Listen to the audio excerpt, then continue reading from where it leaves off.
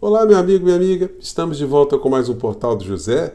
Hoje para mais um encontro, num momento em que todos nós estamos nos deparando com um sentimento que muitas vezes nós tentamos resgatar aqui em algumas pessoas no Brasil, mas foi muito complicado, né? Me refiro ao sentimento de empatia, que é a capacidade de você se colocar no lugar do outro e sentir exatamente ou tentar buscar entender o que sente uma pessoa quando está passando por alguma dificuldade.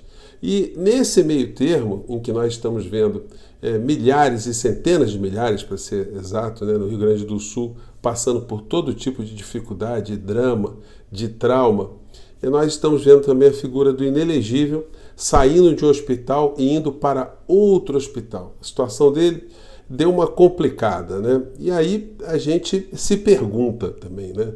O que a gente deve desejar para uma pessoa que fez tanto mal a tanta gente, como aconteceu quando o inelegível esteve à frente do nosso país? Há pessoas que ficam aguardando uma espécie de justiça divina, que ele sofra, que ele responda no seu corpo por aquilo que ele fez contra tantas pessoas. Mas as pessoas que estão com um sentimento de empatia legítimo e que querem justiça de uma forma também muito efetiva, essas pessoas desejam que a criatura, a figura do inelegível, ele passe por essa situação, que ele consiga se restabelecer, para ele justamente responder pelos crimes que ele cometeu junto com tantas outras pessoas. Porque isso sim, isso pode fazer aplacar uma série de situações muito ruins na sociedade brasileira. Alguns autores, quando se deparam com alguma situação, quando estão escrevendo um romance, estão lá escrevendo um livro, ou um autor de novela, muitas vezes não sabem o que fazem, o que farão com o personagem. O personagem entrou ali no meio de uma trama, não sabe como é que cuida daquele personagem. E aí eles resolvem chamar uma coisa próxima de um ponto de fuga. E esse ponto de fuga é justamente matar o personagem. Você mata o personagem, enfim, a trama segue sem aquele personagem, pronto e acabou. Isso no mundo da política, no mundo que a gente está enfrentando hoje, é um ponto de fuga, ou seja, o desaparecimento, a morte do personagem, iria fazer com que o nome dele saísse do foco, mas não resolveria uma série de questões, uma série de comportamentos e uma ideologia que carregou essa gente durante tanto tempo, ainda está carregando e que está expondo agora uma falta de empatia, um cinismo, uma vigarice muito grande numa série de situações que eu irei conversar com vocês a partir de agora. Bom, mas antes disso, quero convidar você que está chegando nesse instante ao nosso portal e ainda não nos conhecia, para que você se inscreva aqui conosco, conheça também os nossos outros vídeos. Se você gostar, compartilhe e recomende, não se esqueça. Dê o seu joinha, mande seu comentário e, se puder, se inscreva também no nosso clube de membros. Você que é muito bem-vindo e muito bem-vinda. Gente, vou começar aqui com essa notícia de hoje, né? Bolsonaro vai ser transferido para São Paulo para tratar erisipela e obstrução intestinal. Ex-presidente cumpria a agenda de eventos na capital do Amazonas, quando precisou ser internado após infecção bacteriana. Então, a situação do inelegível ela está ficando, no ponto de vista da sua saúde, né, com essa questão muito cíclica. Hora por outra, ele passa por alguma situação, tem que parar no hospital, né? E muitas vezes essas situações são motivadas por estresse, né? A imunidade baixa e a pessoa fica muito estressada em dobro, porque aí fica com o organismo debilitado e aí se soma com outras questões e aí pronto. Está ali formado o pacote. E todos nós sabemos que a figura do inelegível ele não se cuida, né?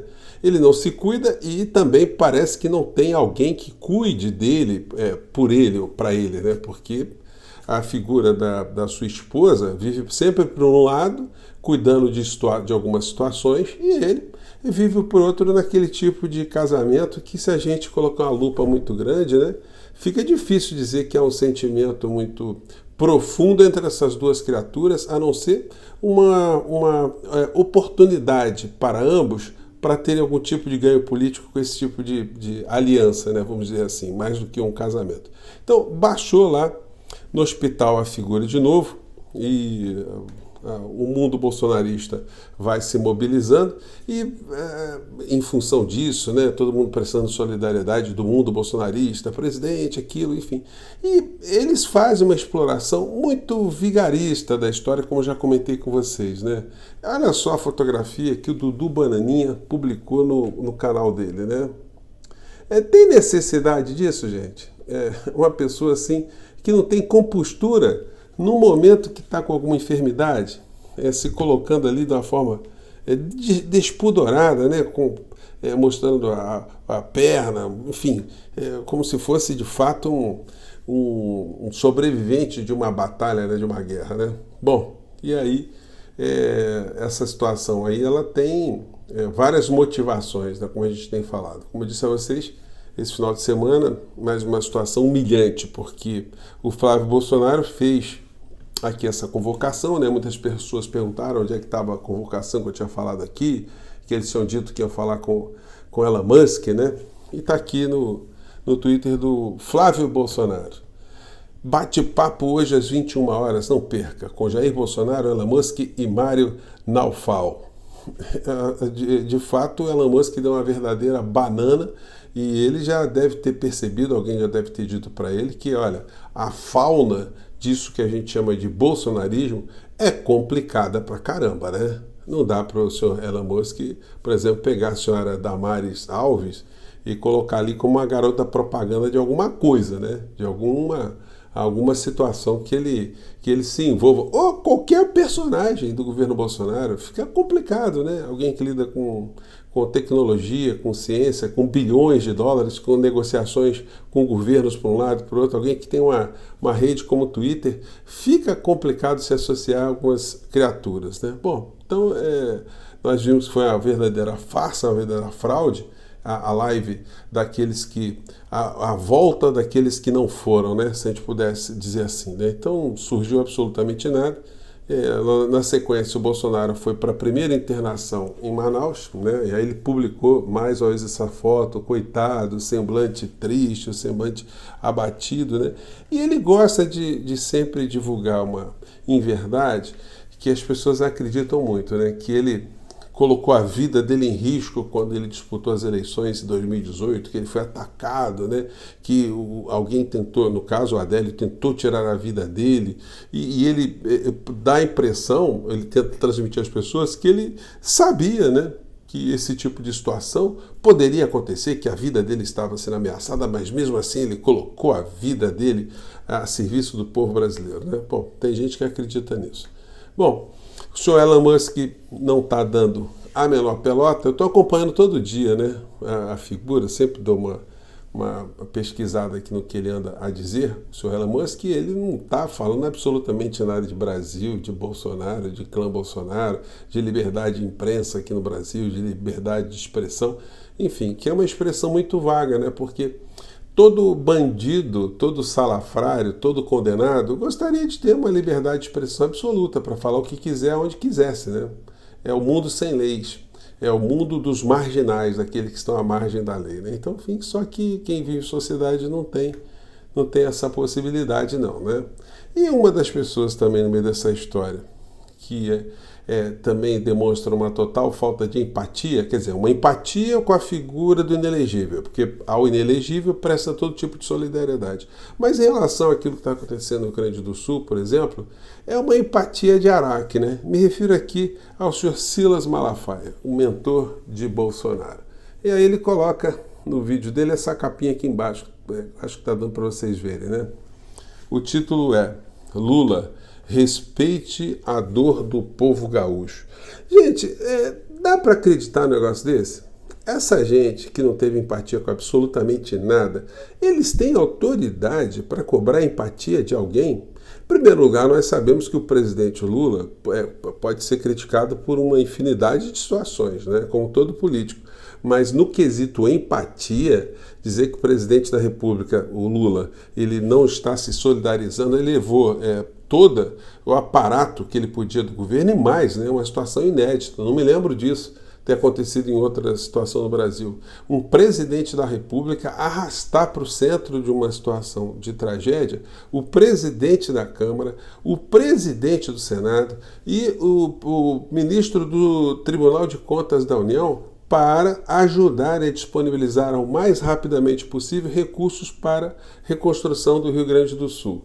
E toda a imprensa que está acompanhando isso está afirmando que o comportamento do presidente Lula está absolutamente correto, ele está agindo de uma forma republicana, enfim.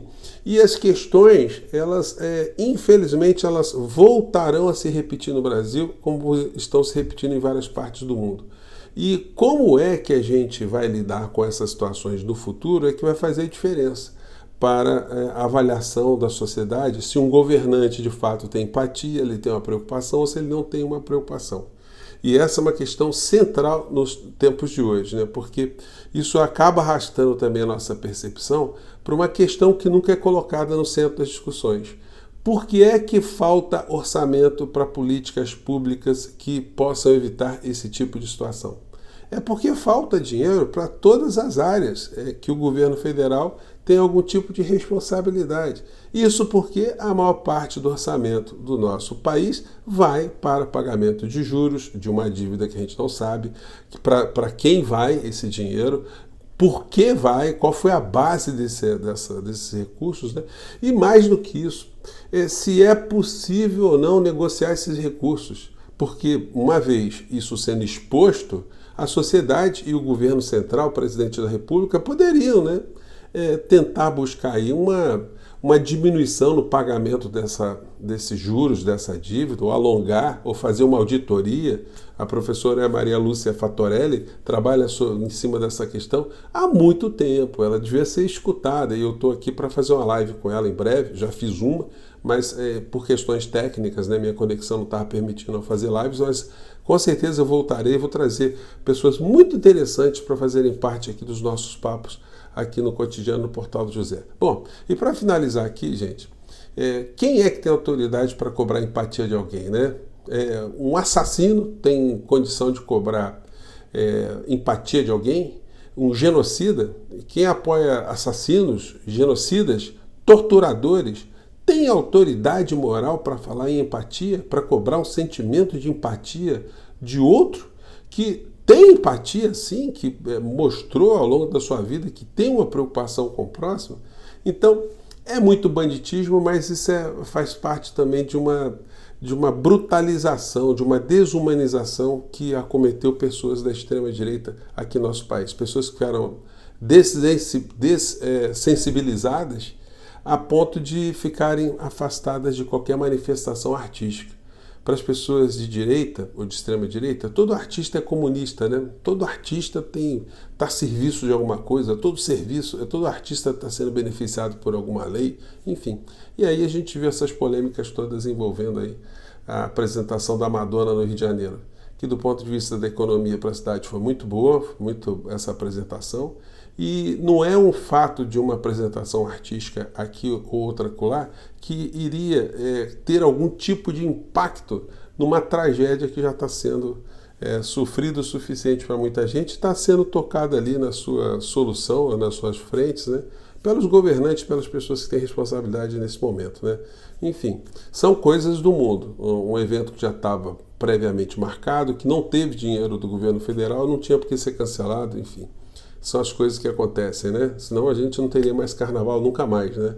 É porque todas as vezes nós temos algum problema concomitantemente ao carnaval, outras festividades aqui no Brasil e no mundo, né? É como eu penso, gente, vamos ficar de olho nessa turma aí, vamos ver, né, como é que vai ser a vida do inelegível, né? Com tantas indas e vindas de hospital, porque a gente quer ver ele mesmo na papuda, tá bom? Um grande abraço, Vivinho da Silva. Um grande abraço e até o nosso próximo encontro. Tchau.